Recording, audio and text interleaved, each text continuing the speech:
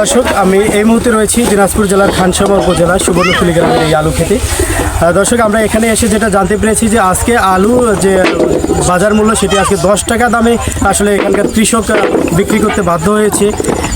কৃষকের মুখে আসলে হতাশার ছায়ায় আমরা দেখতে পাচ্ছি এখানে এসে। আমরা আজকে কথা বলে জানার চেষ্টা করব যে আসলে তার উৎপাদন খরচ কেমন হয়েছে, আর তিনি কি লোকসানের মুখে আছে নাকি লাভের মুখে আছে। দর্শক, দেখুন এই দৃশ্য, একজন কৃষক ভাইয়ের ঘাম ঝরিয়ে নতুন আলু তুলছে, কিন্তু তার চোখে মুখে হতাশার কালো ছায়া। কিন্তু কেন? কারণ আজ তিনি প্রতি কেজি আলু বিক্রি করেছেন মাত্র 10 টাকায়। উৎপাদন খরচই উঠছে না, লোকসানের খাদে পড়ে যাচ্ছে তিনি। এটা শুধু একজন কৃষকের কান্না নয়, এটা সারা দেশের কৃষকদের আর্তনাদ। দিনাজপুর, রংপুর, ঠাকুরগাঁও আলু উৎপাদনের এই সোনালী জমিতে আজ হাহাকার। বাম্পার ফলন হয়েছে, কিন্তু দাম পড়ছে তলানিতে। 9 থেকে 11 টাকা কেজি, উৎপাদন খরচ 15 থেকে 20 টাকার উপর, অথচ বিক্রি হচ্ছে অর্ধেক দামে। অনেক কৃষক হতাশায় আলু ফেলে দিচ্ছে, পশুর খাবার বানাচ্ছে। পরিবারকে নিয়ে কিভাবে চলবে তারা? আমি এবছর 6 বিঘা মাটিতে আগাম আলু লাগিয়েছি। প্রতি বিঘায় খরচ সব মিলে 50,000 টাকার মতো। এখন এই 10 টাকা 9 টাকায় আলু বিক্রি করে হয়তো বা 25 থেকে 30,000 টাকা পাবো। বাকি 20 থেকে 25,000 টাকা আমার লস। আচ্ছা, এইবার যে আপনি লস এইভাবে পেলেন, এর পরবর্তীতে কি আপনি আরও আলু চাষে আগ্রহী হবেন? এখন আমাদের তো কৃষকের তো আর কোনো উপায় নেই, এটা তো করতেই হবে।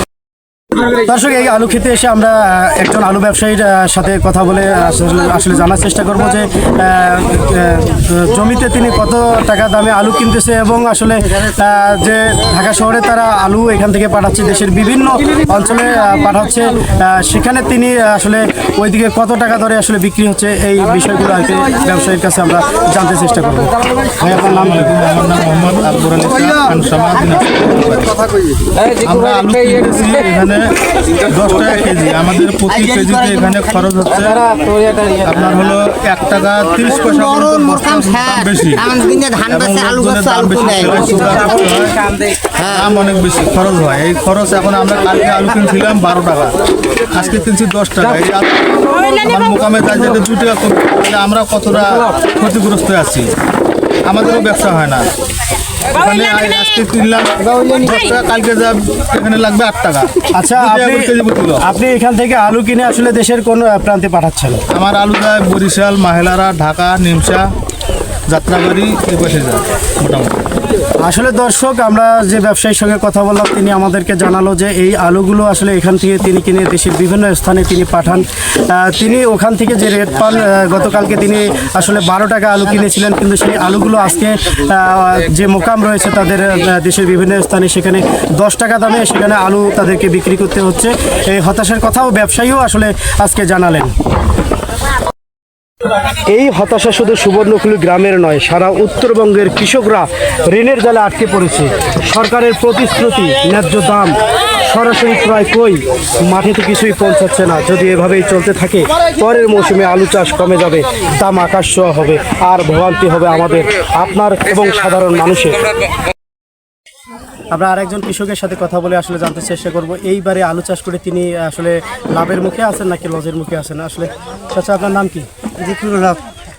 এই আলু মনে কর 30 মণ ধান বিক্রি করি পেয়ে তামান আলু বেচছি, কিন্তু আলু তো নেয়ই না। এখন বাড়ির তো খাবারই নেই, ছোট বউ বাচ্চা কেমন করি বেচাবো?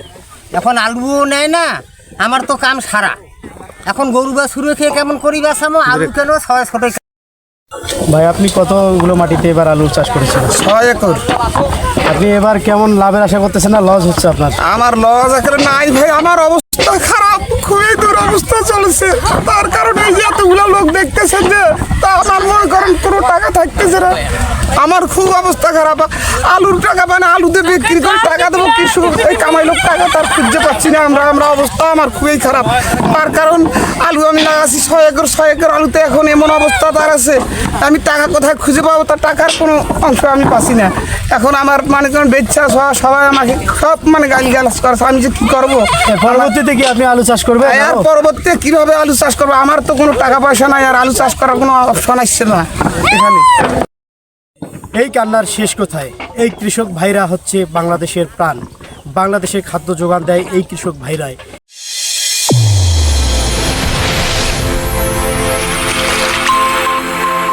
চ্যানেল A1 হৃদয়ের স্পন্দন।